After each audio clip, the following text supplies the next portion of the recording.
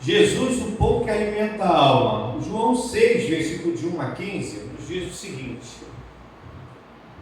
passado algum tempo, Jesus foi para outra margem do mar da Galileia, que é o mar de Tiberíades. Então uma grande multidão o seguia, porque tinha visto os sinais que ele realizava nos enfermos. E Jesus subiu ao monte e sentou-se ali com os seus discípulos.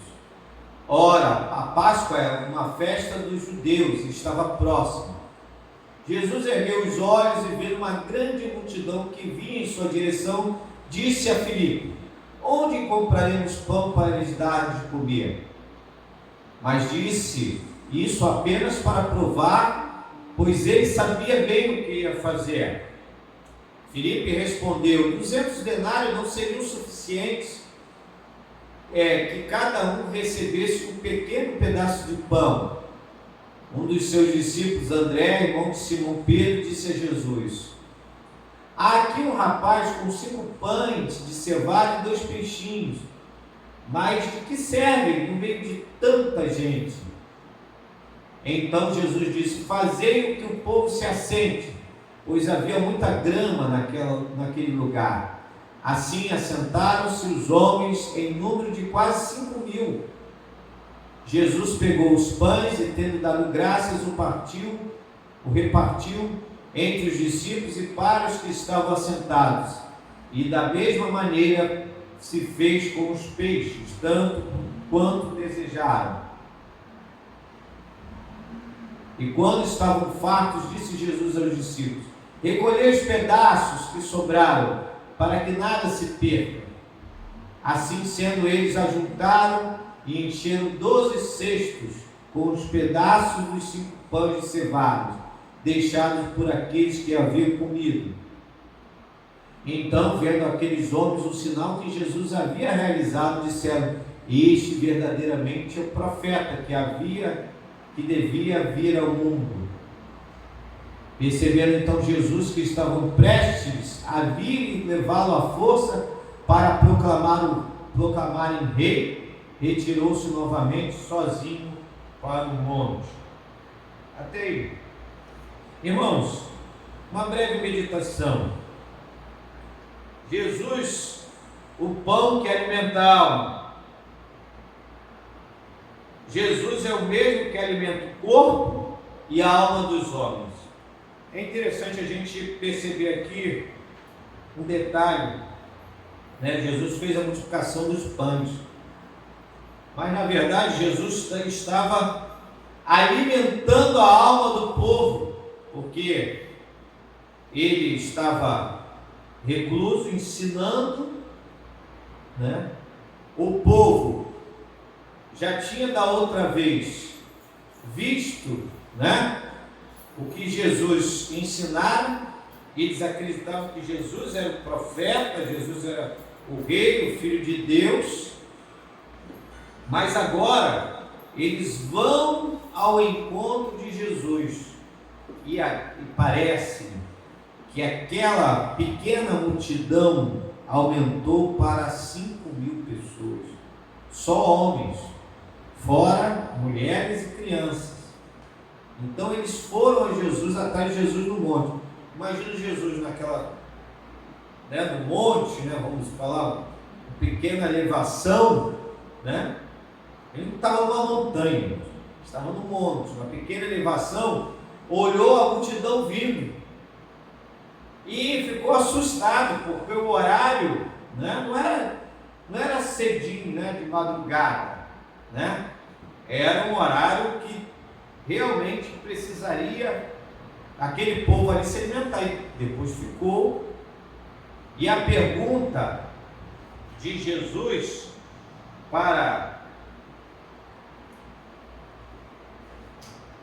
vou bater aqui.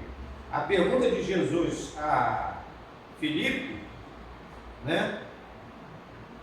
foi bem clara: onde comprarei para alimentar esse povo? Quanto deve ser para alimentar 5.000 pessoas? Hein? Uma base, estou falando homens, 5.000 homens. Quanto de arroz a gente faz, irmãs? Quanto arroz a gente gasta para 5.000 pessoas? Se hoje a gente fizesse um sopão, ou a gente distribuísse, vamos dizer que eles distribuíram 5.000 pães, na verdade, né? Sobraram ainda, né? 5.000 pães e 5.000 peixes, né? Aí a gente entrou aqui na questão do milagre de Jesus, né? Aí o Wilson falou sobre a física, sobre a química, né? Para a multiplicação dos elementos, né? Mas ali foi uma palavra de Jesus. Jesus multiplicou, vai dividindo, e ali multiplicou, ninguém percebeu, né? Não botou ali, vamos botar esses peixinhos, agora multiplica esse peixinho. Não. As pessoas começaram a distribuir. E o momento da multiplicação, o momento do milagre, na verdade, ninguém percebeu. Né? Não foi algo que colocou ali no lençol, igual o piquenique, né? E agora Jesus vai multiplicar o pão e o peixe. Imagina se multiplicar 5.000 pães. Ia fazer uma montanha de pão, né? Não ia fazer uma grande massa de pão e de peixe. E a gente está falando só de homens. Lógico que foi mais. Mas é interessante que Jesus é o pão que alimenta a alma. Não é interesse de Jesus alimentar o povo da necessidade de se alimentar. Mas a gente vai entender que Jesus se importa sim com a nossa necessidade. Não era o propósito, não era o objetivo de Jesus atender aquela necessidade humana. Qual era o objetivo principal? Ensinar. Não é? Não é o objetivo ensinar? Nem sempre, né, a gente consegue ensinar, né, alguém que está com muita fome, alguém que está morrendo. Não dá para você ensinar, fazer uma escola bíblica dominical ali, quando o cara está partindo dessa vida para outra. Você vai falar o básico, né? Então não é o objetivo principal de Jesus alimentar aquele povo. Não era o objetivo, né? Mas muitas vezes a gente vai ter que entender que há uma necessidade. É igual que a gente faz os nossos eventos, né? Vamos fazer um retiro, vamos fazer um momento de estudo. Aí leva aquela turma toda. Tem que ter alimento, né? Tem que ter banheiro, tem que ter água, tem que ter energia elétrica, tem que ter o alimento, não é isso? Então, primeira coisa que a gente tem que entender aqui é que o principal não era. Tanto é que Jesus depois ele vai falar: vocês vieram pelo pão que perece, mas eu sou o pão vivo que desce do céu e dá vida ao homem. Vocês vieram voltar por quê? Comeram, se satisfizeram, né? Tem um pão maravilhoso agora. Você sabe por quê? Jesus nasceu numa padaria. A palavra Belém, no hebraico Belém, significa padaria, casa onde se faz o pão. Então Jesus nasceu na padaria, Jesus é o pão que desceu do céu. Então, a prioridade não é alimentar as nossas necessidades. A prioridade é que o homem tenha conhecimento da verdade. Primeira coisa, mas é interessante como Jesus se importa assim. Porque se a gente for entender que Jesus é insensível à necessidade. Jesus é insensível à sua necessidade. É como Jesus não se importasse com a nossa necessidade. Mas ele se importa. Versículo 5 diz o seguinte: Jesus ergueu os olhos e viu uma grande multidão que vinha em sua direção. O que a gente aprendeu aqui na Escola Bíblica Dominical semana passada? Que Jesus, ele entende ele vê, né, dos atributos de Deus é o que? A onisciência. Ele sabe o que vai acontecer. Ele sabe o que vai acontecer lá na frente. Isso é verdade. A gente entendeu perfeitamente os milagres que Jesus fez, né? A intervenção dele na natureza foi porque ele já sabia o que iria acontecer. E ele sabe o que vai acontecer. Ele sabe o que vai no nosso coração. Ele sabe as nossas escolhas. Então, a Bíblia está dizendo aqui que ele ergueu os olhos e viu uma grande multidão. E viu a necessidade daquela grande multidão.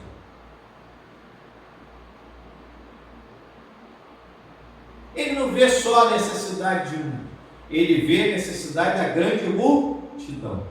E é interessante que a palavra de Deus, porque nós, os cristãos, achamos que Deus, ele só atende a nossa oração, atende só o nosso pedido, porque somos a prioridade de Deus. Na verdade, somos a menina dos seus olhos.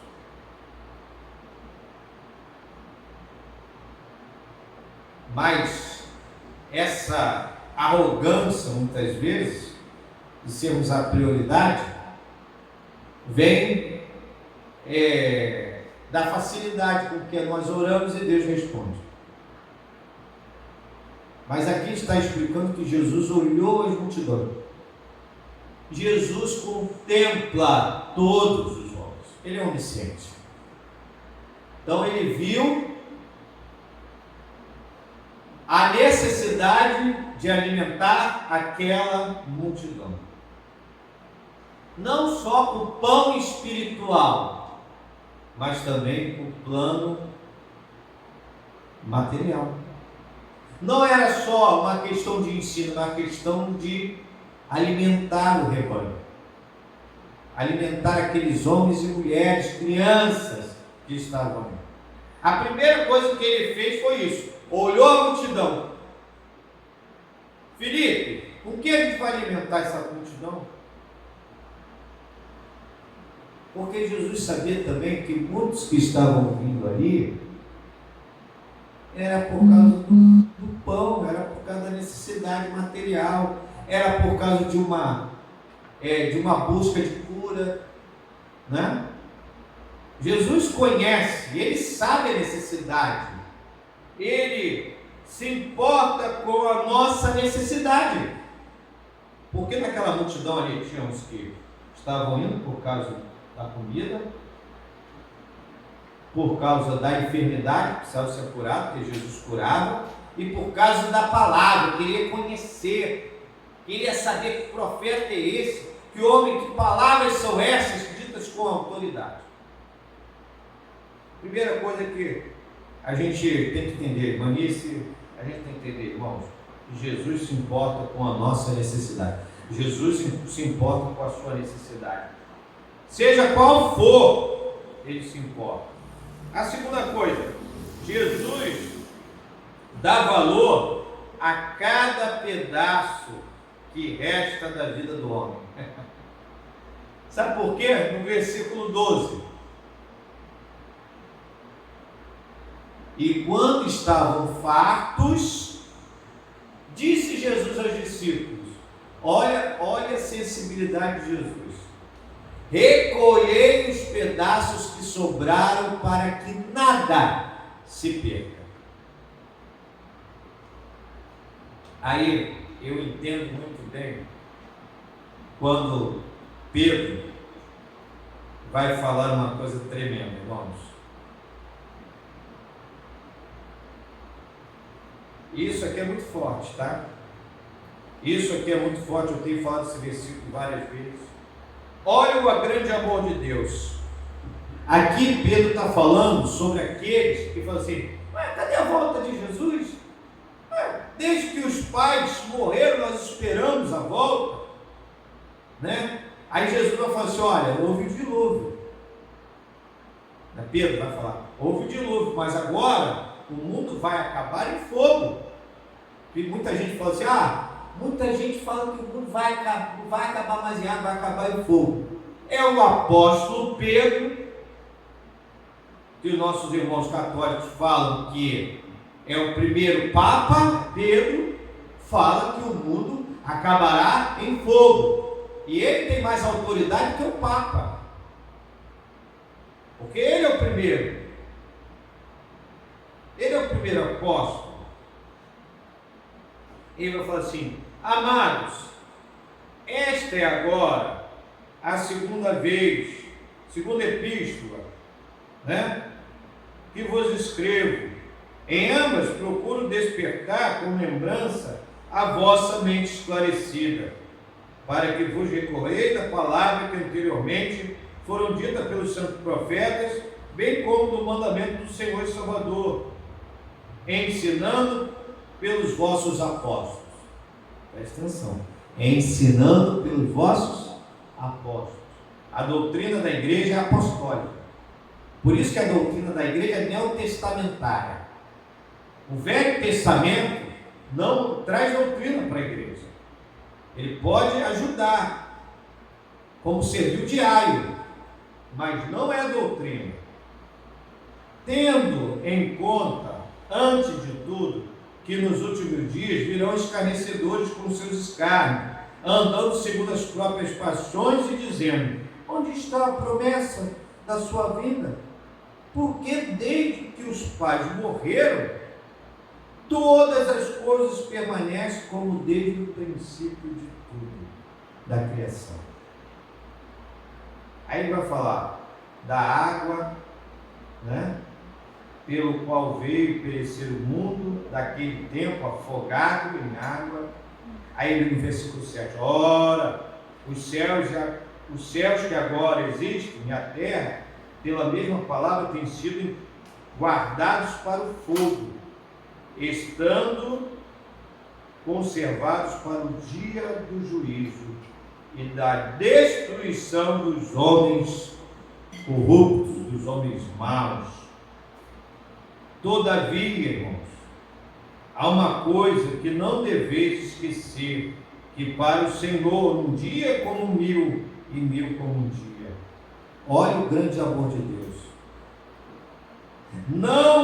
Ele não retarda, o Senhor não retarda a sua promessa, como alguns a julgam demoradas. Pelo contrário, ele é longânimo. Versículo 9.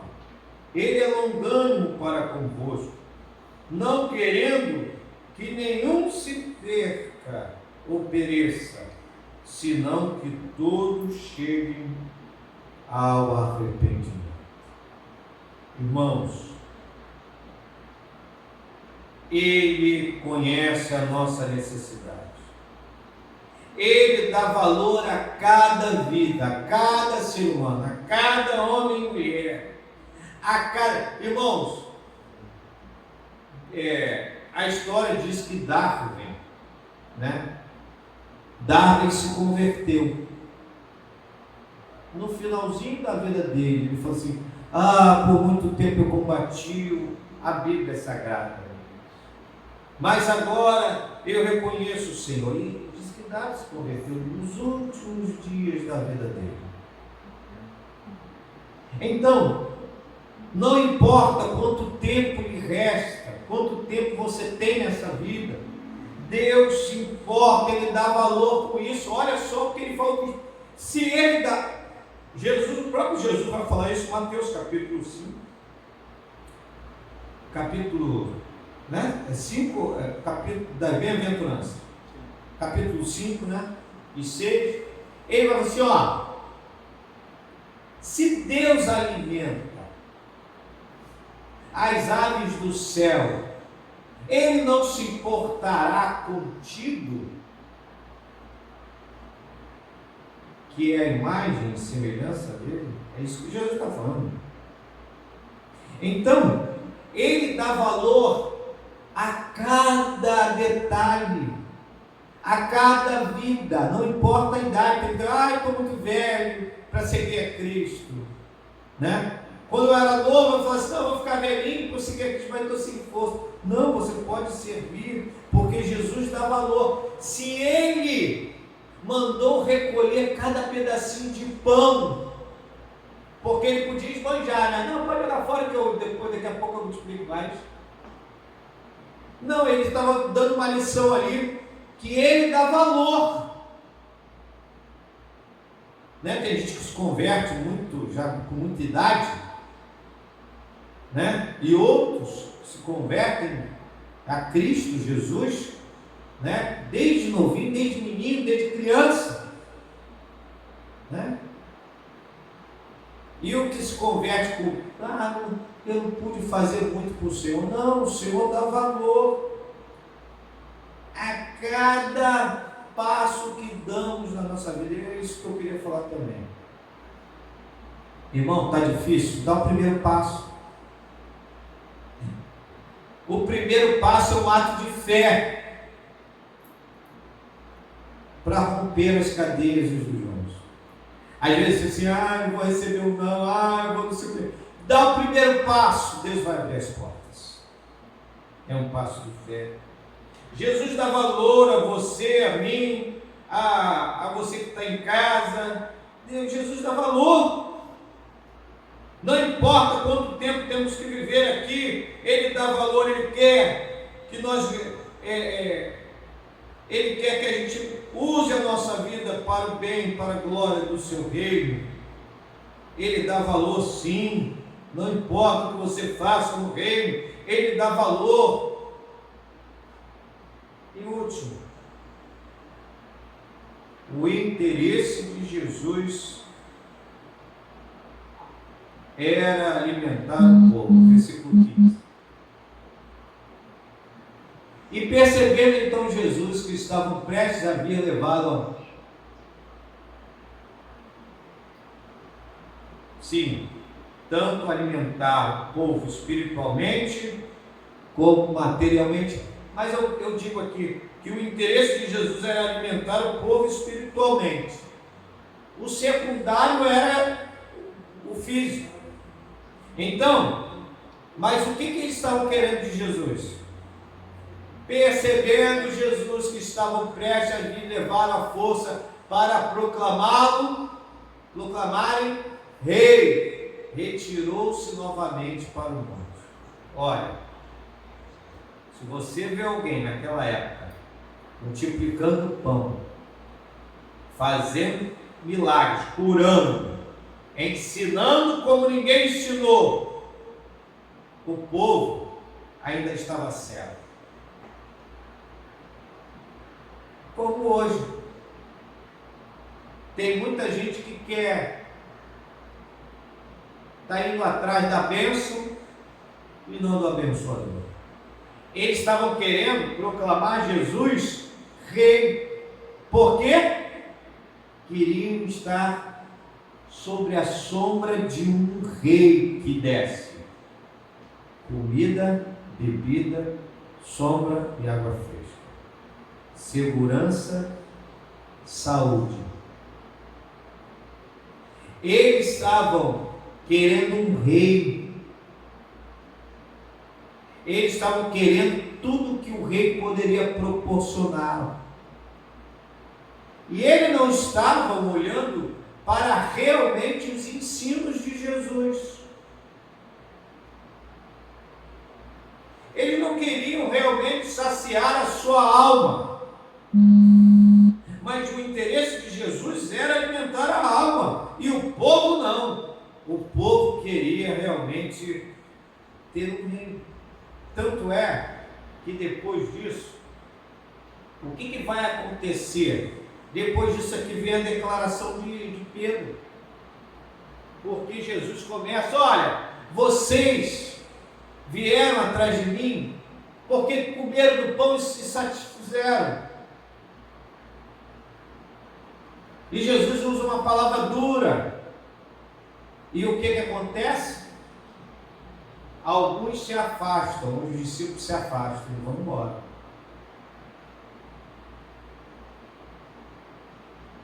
discípulos, muitos da multidão vão embora, porque é palavra. Aí foi, que palavras duras essas? Aí Jesus falou assim, vós quereis também ir? Quem dizem os homens que eu sou? Aí muitos falam, tu és Jeremias, tu és Zacarias, tu és... E vós? Quem dizes que eu sou? Aí Pedro vai e fala assim, tu és o Filho de Deus. É nesse texto aqui. Depois desse contexto, Pedro dá essa declaração. Então, Jesus quer alimentar, prioridade é alimentar a sua alma. Porque o corpo, ele padece. Na verdade, Jesus quer te alimentar de vida eterna. Ele quer te mostrar o caminho da salvação. A igreja, ela aponta o caminho da salvação para o homem. A igreja ensina o caminho da salvação ao homem. Porque o interesse de Jesus é alimentar a alma humana, ou seja, o espírito humano, para que viva e viva para sempre. Então, Jesus é o pão que alimenta a alma. Ele sabe o que é a nossa necessidade? Sabe, mas Ele quer alimentar a nossa alma. Ele sabe que precisamos pagar conta de luz, conta de água. Ele sabe que a gente precisa ir no mercado. Ele sabe todas as coisas. Ele sabe da nossa necessidade, mas Ele quer alimentar a nossa alma. Possamos nessa manhã entender isso claramente. Porque um dos milagres de Jesus é fazer com que o homem se alimente da vida eterna, seja transformado através da pregação do Evangelho. Vamos orar? Senhor, muito obrigado por essa manhã, por esse dia. Nos ajude, nos ampare, guarde, nos livre do mal. Que a palavra do Senhor no nosso coração, ela se fortifique. E que possamos, Senhor, ser alimentados por Ti. Como somos alimentados a cada domingo, a cada dia, a cada momento, que pedimos ao Senhor. O Senhor olha do monte, do alto, e vê a nossa necessidade realmente. Mas o Senhor quer ser o Rei e Salvador e Senhor da nossa alma. Ele quer aquele que não só cuida das nossas necessidades, mas principalmente cuide das nossas emoções, cuide das nossas angústias, cuide, Senhor, do nosso espírito, que um dia voltará para Ti. Muito obrigado por essa manhã, por esse dia. Eu sou teus servos que estão aqui, os que estão em casa, e que precisam, Senhor, que as suas almas sejam, Senhor, completas pela Tua palavra. Os seus espíritos sejam fortificados pela Tua palavra, pelos ensinos da Tua palavra. E, ó Deus, também, secundariamente, sejam atendidas as suas necessidades, porque o Senhor se importa com cada um deles. Muito obrigado por tudo. Essa manhã, é o que te agradecemos, te pedimos, em nome de Cristo Jesus. E agora que o grande amor do nosso Deus e Pai, a graça maravilhosa, salvadora de Cristo Jesus e as doces alegrias do Deus Espírito Santo e consolações do Deus Espírito Santo seja por toda a sua igreja aqui e espalhada, Senhor, por toda a face da terra, desde agora e para todos sempre, e que a sua igreja diga amém, Senhor. Muito obrigado. nos pedindo nessa manhã, em nome de Jesus.